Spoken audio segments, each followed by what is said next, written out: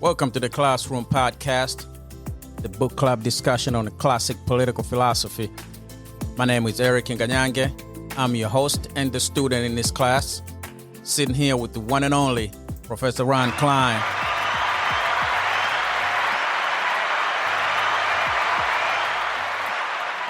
Men are perfectly free to order their actions and dispose of their possessions and themselves in any way they like, without asking anyone's permission, subject only to limits set by the law of nature. John Locke, Second Treatise of Government. Professor Ron, how are you? I'm doing great, Eric. John Locke. Yes. Who this man was? Well, he was a very interesting guy.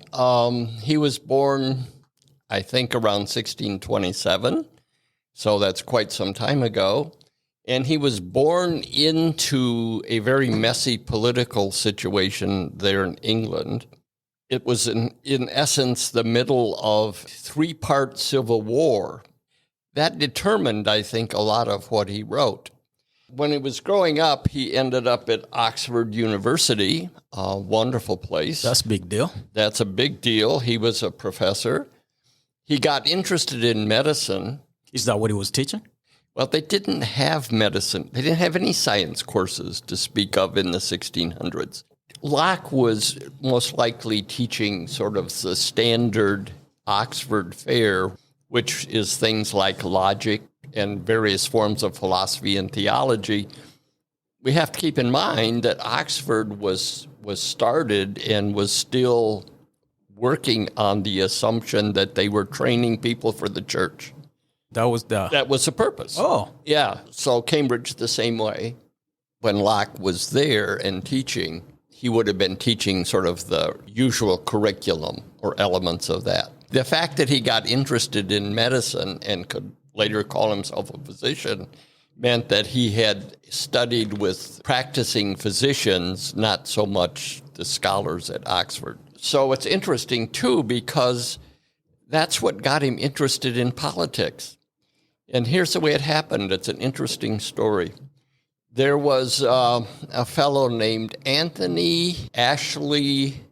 I can't remember his last name. It'll come to me. He went on to become the first Earl of Shaftesbury. So becoming a noble like an earl was a very big deal. So he was a powerful political figure in these trying times. He also became very ill. So he went up to Bath, England.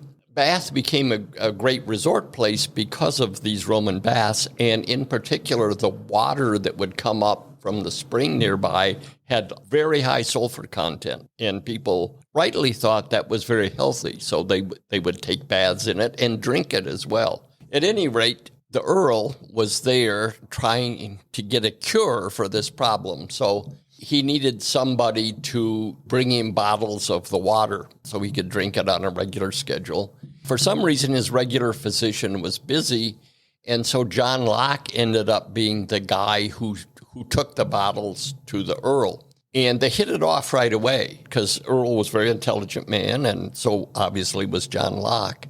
So Locke ended up being his physician, and he's the one that figured out exactly what the problem was. Oh, at this time, Locke was already a physician, right? Okay. He'd been teaching in Oxford for a while, so Locke knew what had to be done. He directed the surgery. I don't think he did the surgery exactly, but he was there directing what should happen. You can see how the Earl liked him after that, right? He said, this guy saved my life. And besides, he's interesting and intelligent, and so I think I will hire him. And this was not unusual. So since the Earl was a very much politician, he ended up having Locke help him writing documents for him. That's how he got interested. Now, there's a downside to that for him. The English overthrew and ultimately executed a king, Charles I. They were then ruled for 11 years, I think, by Oliver Cromwell. As a matter of fact, he led the forces against the king, and he was successful. At the end of Oliver's life, he wanted to pass the rule down to his son. So he's become almost like a king. He wants to have a dynasty. He'll have his son Richard become the king. Well, Richard wasn't near the man that his father was, as often happens. And the British nobles said, no, we're having none of that. And they just told him to get lost, basically, and he disappears from history. And so what do we do now? Well, oddly, they decided, having a king wasn't so bad. This just wasn't a very good one, this Charles I that we executed. So who could we get? Well, if we followed the rule we generally follow, which is eldest son of the previous king should rightfully become the king. And lo and behold, Charles I's eldest son, who had escaped to France just before his father was executed, would have fit the bill. He's the oldest son of the previous king. So they actually called him back to become the king. Now, you can imagine that Charles II was not happy about what they'd done to his father. They tried to tie him up with an agreement that would say he wouldn't, try to take revenge on the regicides or otherwise try to get even. And he signed it willingly and then repeatedly didn't follow it. So the important point here is that Locke's employer was really concerned, along with a lot of other nobles, that Charles II had a French wife. It wasn't that she was French so much, but she was Catholic. So there was sort of a plot, not well developed, that they would overthrow Charles II. Locke, being an important employee, speechwriter, political helper of Shaftesbury, saw the handwriting on the wall just in time. They came and arrested Shaftesbury and put him in the Tower, along with lots of other nobles.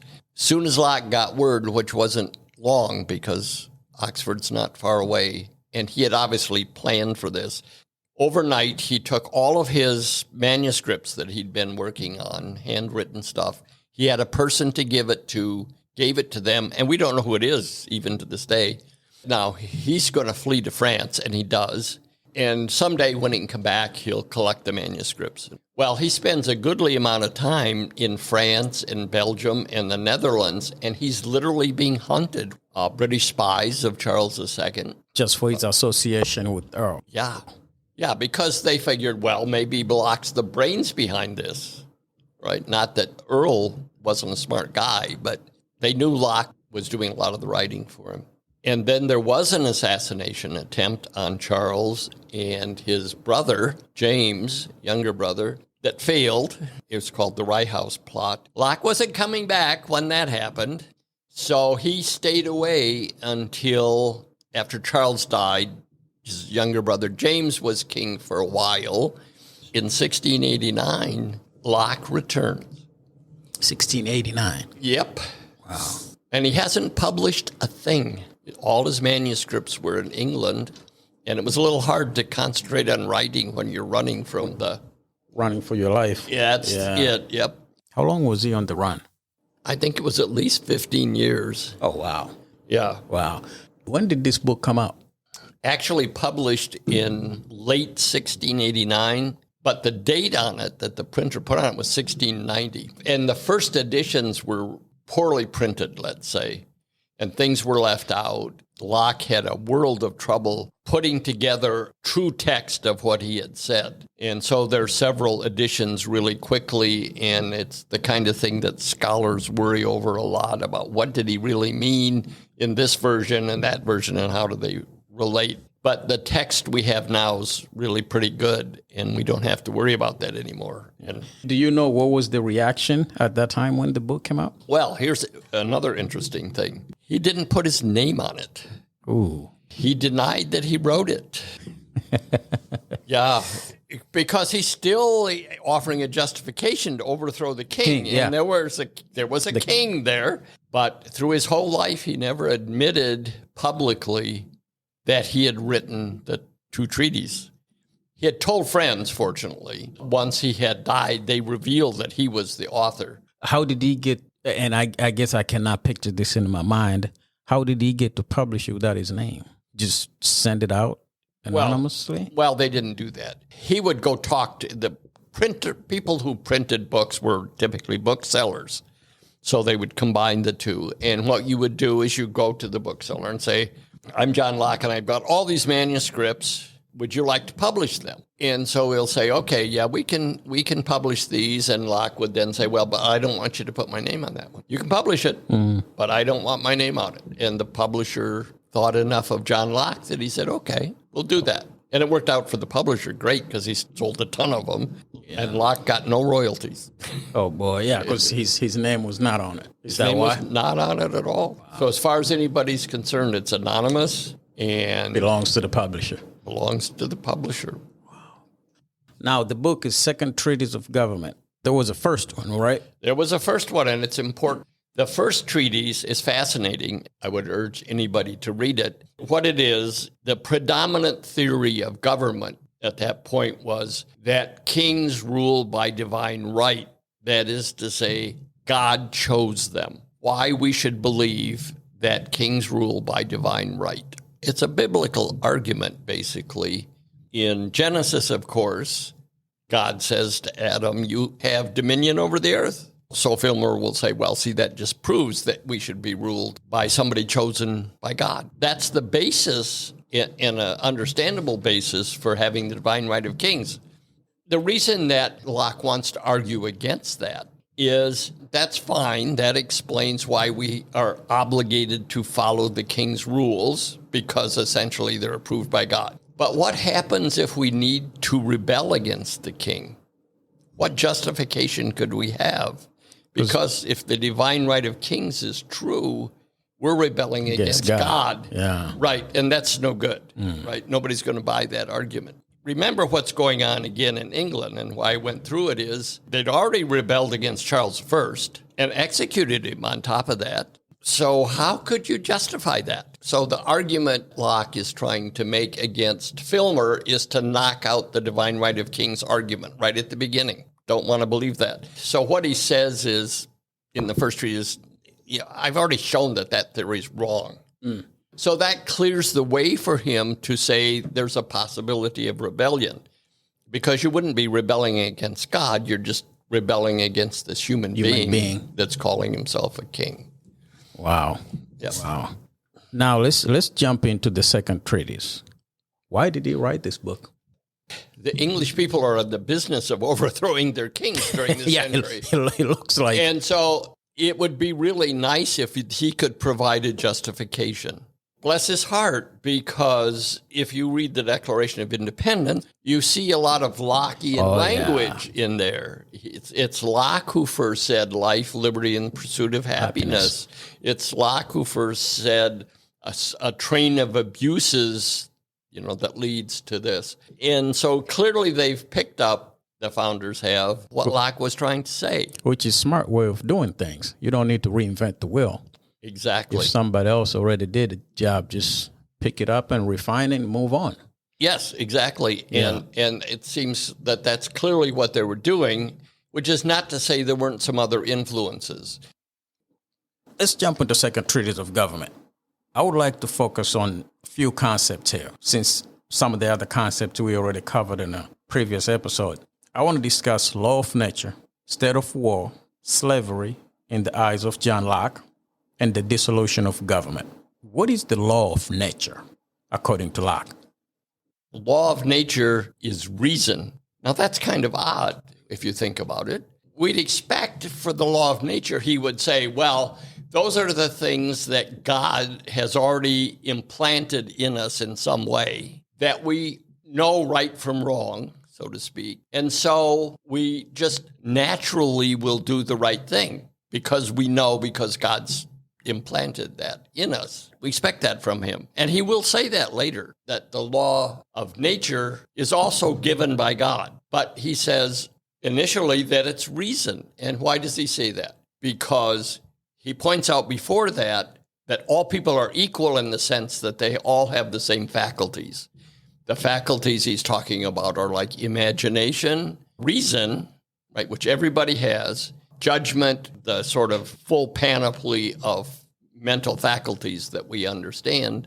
By saying it's reason and that everybody has reason, it means that everybody can figure it out. Now, he doesn't seem to take into account very much the fact that, you reason really well and I reason really poorly, and we might come to different answers.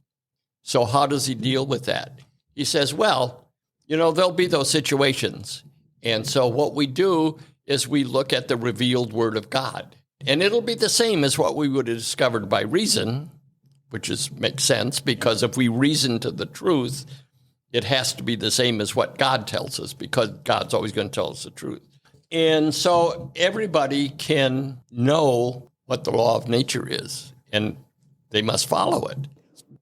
On chapter 3, the state of war. Oh, yes. Talk to me about the state of war. A state of war can exist side by side with state of nature. The chapters kind of next to each other, too. Yes, Yeah. Intentionally. So, but you can also be in the state of war in a society that's already fully developed. It's a situation where you're threatened and you have no place to turn immediately. You and I could be in a state of war right now. And how is that possible? Well, here we are. We're in this beautiful jitters, enjoying ourselves, having this talk, but it's closed to the public. And if you decide you want to make some remark and I take offense and I get out a knife or something, if I just got the knife out, that would be threatening. You also can't easily get away from me and call the police. So we'd be in a state of war. And that's not a good state to be in ever. Where we're having these unfortunate riots going on in different places around the country, they are virtually a state of war. But it is a good example of what state of war would be like. Yeah, because one thing he put it in there is about the thief that comes in your house. The fact that the thief might not kill you, that's not the point, according to Locke. The idea this thief got you under their control. They put you in a state of war, and they're capable of doing anything else. Yeah, that's really a critical point. I think as a society, we've lost that. He said, like you have reviewed here, if anybody gets you under their control, even if they're planning just to rob you of your coat, that's a state of war. If you're in a state of war, you're entitled to kill the person that put you there. Mm-hmm. Not just defend yourself, kill. And he says that may seem strange, but as you said, think about it. If you're under their control, if they decide, well, your coat's nice, but I really want your shoes and your wallet and stuff, to get that, I think the easiest thing is just to kill you, and they can because you're under their control. Mm-hmm. So this has played out interestingly, since you would have trouble justifying these days if somebody gets you under their control, say they have a knife, and they just want your money, your wallet, and your response is to pull your trusty revolver out of your pocket and kill them, they would say that that's an unequal response to the threat. The state of war generally is to be threatened and have no ability to get help. So you can quickly, even in our highly developed civilization, go from a nice peaceful time to being in a state of war, which is terrifying. He jumped right from that to slavery. Locke did not believe state of being a slave is state of nature. Because everybody's equal. Nobody, since we're all equal, we can't mistreat other people. He says that equality should lead us to value others and treat them kindly and help them out. All of that stuff. You can't do that. Yeah. His argument against slavery, just in addition to everybody's equal, so you shouldn't do that, is that you're no longer your own possession. Mm. If you can't control your activity, remember the first definition of the state of nature, you can do pretty much whatever you want, as long as you don't break the law of nature. But if you're a slave, you can't do that. And so you've given up possession of yourself. Yeah. On the last chapter, he's talking about dissolution of government. Talk to me about that. He seems forward. He said there's situations that dissolution of government is proper. Yeah, and that's the whole point of all this book. Mm. And the essence of that is you and I have agreed with each other to be a society, okay? Yeah. And you and I agree that we're going to have a government. So he pounds on that. Oh, a yeah. lot. And it's a contract. It's a contract. Right. And the contract is we will obey you in exchange for we'll give up our right to redress wrong done to us and to provide justice. If that's the contract and the government is not properly providing correction of wrongs and justice, we have an entire right to leave the contract because they've broken it. Likewise, for our part, we have said, well, as long as you provide justice, we'll be obedient. Basically, his definition of a tyrant is person who backs out of the contract. If somebody backs out of a contract, it's just standard law. You don't have to associate with them at all. Everything's off the table. Yeah. Right? And revert back to that state of nature before. Yes, and then we can choose another kind of government, or other people in the government. There's a part of the Declaration of Independence that people don't read because the top part is so cool. But he lists long train of abuses, Locke's words even. This is what King George III has done that we know he's a tyrant. It's not just one thing. There's a whole list. And since he's broken the contract, we're entitled to separate from him and go our own way. We're going to secede. Why do you think this book is classic and is still influential today? Well, obviously there's the impact it had on our founding by the founding fathers. It also it's really a brilliantly written book. It takes a little while to get used to the writing style. At least to me, it didn't take more than a chapter to get used to that. And it's so tightly woven and so many concepts in use that then sort of fit. When I started reading it a couple of weeks ago, I got out a notepad and I was just going to start writing down things like law of nature or state of nature, or state of war, concepts that he was putting out there. And I think it only took me 2 pages to have 24 terms that he had put in there, all of which are fascinating, all of which needed arguments. And there are counter arguments too to a lot of them. I think it's fair to say it's the best coherent explanation of modern liberal political thought. Liberal not in the sense of the left wing of politics like the liberals today. Now, if I have to talk to the young person today and I tell them, here, grab this book and read, and they ask me, what's the relevance? That's what 1690 book. What's the relevance to my life I'm living today? What do I tell them? Well, when we referred to current events in relationship to what Locke was saying, we were talking particularly about how do you react to being put under the total control of anybody else. So as I was reading through it anyway, I could think of current examples for every chapter. Long, overly long, in my opinion, chapter on why you need to obey your mother as well as your father. Yeah. Right? Yeah. That almost bores you to tears, though. He just keeps pounding you with that. And so why would he do that? Well, this is another shot at Robert Filmer. Robert Filmer, defending the divine right of kings, says you have a duty to honor and obey your father from the 10 Commandments. But he leaves out, and it is in the 10 Commandments, your father and mother. So that's a long chapter on how Robert Filmer really screwed up. And he did. There's no question. Pick a chapter. You can find current relevance for all of them because we are so much based on his thought. Professor, thank you very much for your time. Thank you. Well, that was Professor Ron Cline. And my name is Erick Nganyange. Thank you for listening to the Classroom Podcast. Until next time, be safe.